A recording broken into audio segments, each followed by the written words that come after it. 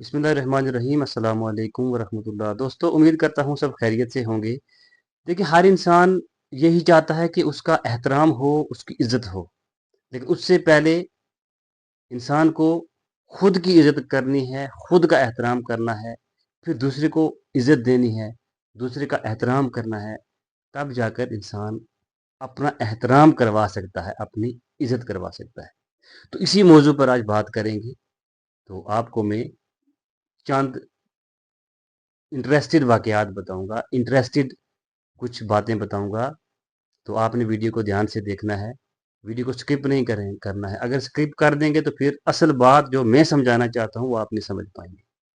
देखिए, एहतराम एक ऐसा वसफ़ है, ऐसी सिफ़त है जो इंसान को बुलंद मर्तबा, बुलंद रुतबा देती है। एहतराम वो अज़ीम सिफ़त है जो इंसान को जानवरों से अलग एक मुमताज़ हैसियत देती है, बुलंद मर्तबा, बुलंद रुतबा देती है। यानी जानवरों से अलग सिफ़त पैदा करती है इंसान में, वो है एहतराम। ये सिर्फ झुक जाने का नाम नहीं है, बल्कि दिल की गहराई से दूसरे को अहम समझने का एहसास है। दुनिया में वही कौमें तरक्की करती हैं जो एक दूसरे के हकूक और जज्बात का एहतराम करती हैं। जहाँ एहतराम ख़त्म हो जाए वहाँ मोहब्बत, अमन और सुकून सब ख़त्म हो जाता है। एहतराम का जो सबसे पहला हकदार है, जो हस्ती सबसे ज़्यादा हकदार हैं और सबसे पहला जिनका हक बनता है वो है वालिदैन, जिन्होंने हमें ज़िंदगी दी, रातों को अपनी नींद कुर्बान की और हमें इस काबिल बनाया कि हम दुनिया में बाइज्जत ज़िंदगी गुजार सकें।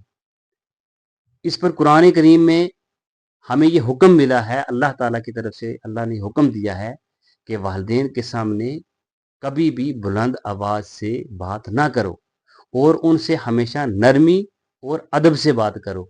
इसके बाद नंबर आता है असातिज़ा का, जो दुनिया में दूसरे नंबर पर एहतराम के मुस्तहिक हैं वालिदैन के बाद, जो हमें अंधेरे से निकाल कर इल्म की रोशनी देते हैं। उस्ताद का एहतराम दरअसल इल्म का एहतराम है, और जो इल्म का एहतराम नहीं ना करता वो कभी कामयाब और कभी बुलंद मर्तबा नहीं हासिल कर सकता, चाहे वो जितनी मर्जी कोशिश कर ले।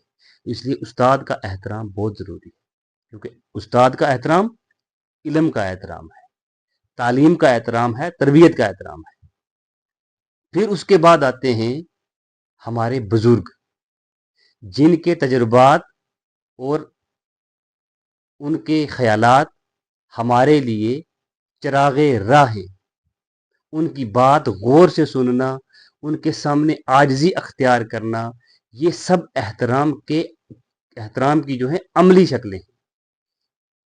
इस्लाम हमें सिर्फ अपने जैसे लोगों का ही एहतराम करना नहीं सिखाता, बल्कि हर इंसान का एहतराम सिखाता है, खा वो अमीर हो या गरीब हो, काला हो कोई गोरा हो, मजहब कुछ भी हो।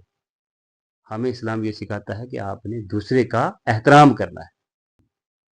देखिए, एहतराम सिर्फ सलाम करने या खड़े होने तक महदूद नहीं है। ये हमारे लहजे, हमारे निगाहों और हमारे रवैयों में नजर आना चाहिए। तंजिया बात करना या बदतमीजी करना, ये सब एहतराम को ख़त्म कर देते हैं। आज के दौर में सोशल मीडिया ने हमें बोलने की आज़ादी तो दी, मगर अदब सिखाना हमें भुला दिया। याद रखें, स्क्रीन के पीछे भी कुछ ऐसे दिल धड़कते हैं जो हमारी बातों से जख्मी हो सकते हैं। तो हमें कोशिश करनी है कि हम जब भी बोलें, जब भी बात करें, जब भी किसी के बारे में सोचें, हम सबसे पहले उसके एहतराम का ख्याल रखें, उसकी इज्जत का ख्याल रखें, उसके जज्बों का, उसके रवैयों का ख्याल रखें। इख्तलाफात राय होना बुरा नहीं, यानी इख्तलाफात होते रहते हैं, लेकिन इख्तलाफात में बदतमीजी करना हमारी तरबियत पर सवाल खड़ा करता है कि हमारी तरबियत किस तरह की है। एक बाअखलाक इंसान इख्तलाफ के बावजूद एहतराम का दामन कभी नहीं छोड़ता। जो शख्स दूसरों की इज्जत करता है तो अल्लाह ताला उसकी इज्जत को बुलंद फरमा देता है, और जो दूसरों को हकीर समझता है वो खुद को जलील करने की कोशिश करता है, और वो खुद जलील हो जाता है। तो आइए आज हम सब मिलकर ये अहद करें कि हम اپنے گھروں میں، اسکولوں میں، دفاتر میں اور معاشرے میں احترام کو عام کریں، کیونکہ نبی کریم صلی اللہ علیہ وسلم نے ارشاد فرمایا کہ وہ ہم میں سے نہیں جو ہمارے چھوٹوں پر رحم نہ کرے اور جو ہمارے بڑوں کا احترام نہ کرے وہ ہم میں سے ہے ہی نہیں۔ تو یہ حدیث ہمیں یہ بتاتی ہے کہ احترام صرف ایک اچھا اخلاق نہیں بلکہ مسلمان ہونے کی پہچان بھی ہے۔ اسلام نے احترام کو ایمان کا حصہ قرار دیا ہے۔ ہمیں نہ صرف بڑوں کا احترام کرنا سکھایا جاتا ہے بلکہ چھوٹوں پر شفقت کرنا بھی، اس کے لیے بھی ہمیں سکھایا جاتا ہے۔ قرآن کی طرف سے، اللہ کی طرف سے، پیارے نبی صلی اللہ علیہ وسلم کی طرف سے ہمارے لیے یہ واضح حکم ہے۔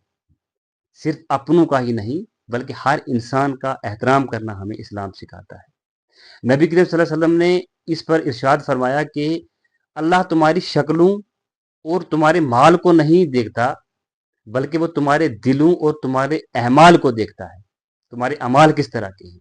لہذا کسی کو اس کے لباس، مال یا حیثیت کی بنیاد پر حقیر نہ سمجھنا، کیونکہ یہ سب اسلامی تعلیمات کے بالکل خلاف ہیں۔ تو وہ کام جو اسلامی تعلیمات کے خلاف ہوں وہ ہمیں ہرگز نہیں کرنا، کیونکہ ہمیں اسلام اس کی بالکل اجازت نہیں دیتا۔ تو نبی کریم صلی اللہ علیہ وسلم نے انسان کو اتنی عزت سے نوازا ہے اور انسان کی عزت کو اتنا بلند مقام دیا ہے جس کی کوئی مثال نہیں۔